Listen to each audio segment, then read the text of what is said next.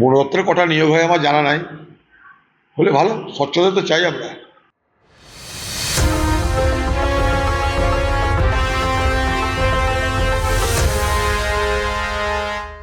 Police জানে, police জানে যে মমতা ব্যানার্জিকে এখন ব্রিগেড দেওয়া মানে ওকে বলা হবে যে তুমি ভারত মহাসাগর সাঁতরিয়ে পার হও।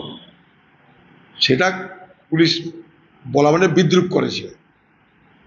পুলিশের এটা করা উচিত না, কারণ ব্রিগেডে পারমিশন তো পুলিশ দেয় না, ব্রিগেডের পারমিশন দেয় সামরিক বাহিনী। তো যাই হোক,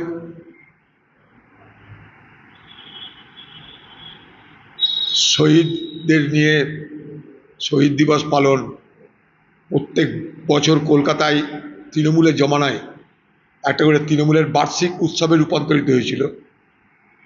অ্যানুয়াল ফেস্টিভ্যাল, মাছ মাংস ডিম সব কিছু ছড়াছড়ি ছিল, দেখেছি আমরা। তখন টিভি সবসময় দেখাতো কি রান্না হচ্ছে, কোথায় রান্না হচ্ছে, কে কী খাবে, কত ভাজা কত পুরি।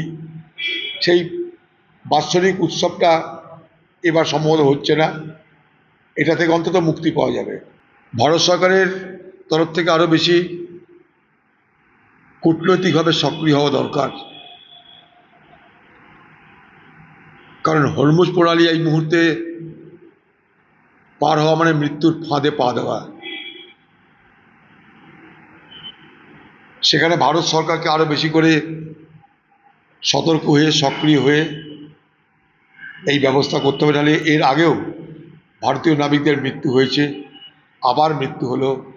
এটা অত্যন্ত দুশ্চিন্তার বিষয়। তা ভালো তো করুক না, ধরুক, তাদেরকে গ্রেপ্তার করুক, শাস্তি দিক। সারা পশ্চিমবঙ্গের বন বাঁধার কোথাও তো লুট হতে বাকি নেই কিছু। জন্তু জানোয়ার তো লুট হয়ে গেছে, সাপ ব্যাঙ হরিণ সবই লুট হয়েছে, তার চামড়া সবই তো লুট হয়েছে। এখন বাকি কি লুটের আছে জানা নাই, এখন সেগুলো লুটকে ঠেকাবে দেখতে হবে। মানে এটা জোর করে তো করা যায় না। সব জায়গাতে কম্পিটিশন দরকার। আমার ইচ্ছা হতে পারে বেসরকারি স্কুলে পড়ানো, এই অধিকার তো কেড়ে নেওয়া যায় না। এটা তো জোর করে সরকারি স্কুলে পড়ানো হচ্ছে। সরকারি স্কুলে পরিকাঠামো নেই, শিক্ষক নেই, শিক্ষিকা নেই, পড়াশোনার বাতাবরণ নেই। সেখানে যদি বেসরকারিদেরকে আমি ইনভাইট না করি তাহলে কী করে হবে? সারা ভারত সরকার বেসরকারিকরণের পক্ষে, আর পশ্চিমবঙ্গ সরকার হঠাৎ করে সরকারিকরণের কথা বলছে। দুটো তালমিল থাকছে না। জোর করে সরকারি স্কুলে পড়াবে কি পড়াবে না, এটা সরকারের তরফ থেকে সিদ্ধান্ত নেওয়া উচিত নয়। কোন স্কুলে পড়াবে সেটা ছাত্রছাত্রীদের বাবা মারা সিদ্ধান্ত নেবে। এটা এটা একটা প্রতিযোগিতাকে এখানটায় নস্যাৎ করে দেওয়া হচ্ছে, গুণাবলীকে নস্যাৎ করে দেওয়া হচ্ছে। সেটা যে বলতে পারবো না, প্রশাসনের রদবদল হয়, সবটা তো তৈরি করা স্ক্রিপ্ট না, বলতে বুঝতে তো অসুবিধা নাই। এখানে কে থাকলো কে গেল তাতে কিছু যায় আসে না। এই তদন্ত কিছুই হবে না, তদন্তের নামে একটা নাটক হবে, এই তদন্তে কোনো ফলাফল হবে না। কারণ সবটাই তো তৈরি করা না, তদন্তটা করবে কোথায়? ওখানে আরেকটা নাটক হচ্ছে।